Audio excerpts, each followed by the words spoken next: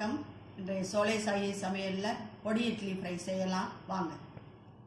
தேவையான பொருட்கள்: இட்லி, தனி மிளகாத்தூள், இட்லி பொடி, உளுந்தம்பருப்பு, கடலைப்பருப்பு, கடுகு, கருவேப்பிலை, நல்லெண்ணெய், நெய். எண்ணெய் ஊற்றலாம். நல்லெண்ணெய், நெய் ஊற்றினா அதுக்கு நல்லாயிருக்கும்.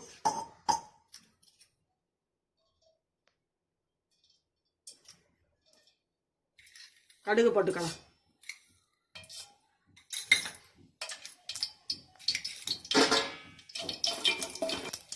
உளுந்தம்பருப்பு போட்டுக்கலாம்.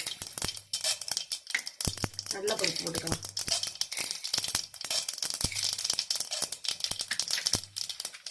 கருவேப்பிலை போட்டுறலாம். நல்லா பொரிஞ்சிருச்சு. இட்லி பொடியை போட்டுடலாம். தேவையான இட்லி பொடியை போட்டுடலாம். கொஞ்சமாக காஷ்மீர் சில்லி கலருக்காக. இட்லி நல்லா சின்ன மினி இட்லியாகவும் வச்சுக்கலாம், பெரிய இட்லியாகவும் செஞ்சுக்கலாம். காலையில் மீதமான இட்லியை கூட செஞ்சு கொடுத்தோம்னா பிள்ளைங்க நல்லா சாப்பிடுவாங்க. இட்லினா பிள்ளைங்க சாப்பிட மாட்டாங்க, இந்த மாதிரி செஞ்சு கொடுத்தா நல்லா சாப்பிடுவாங்க. இட்லியையும் போட்டுடலாம்.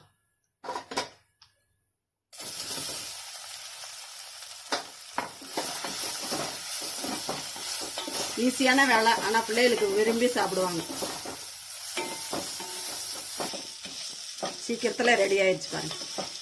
பொடி இட்லி ஃப்ரை செஞ்சாச்சு.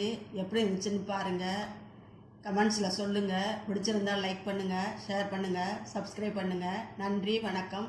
நாளைய வீடியோவில் பார்க்கலாம்.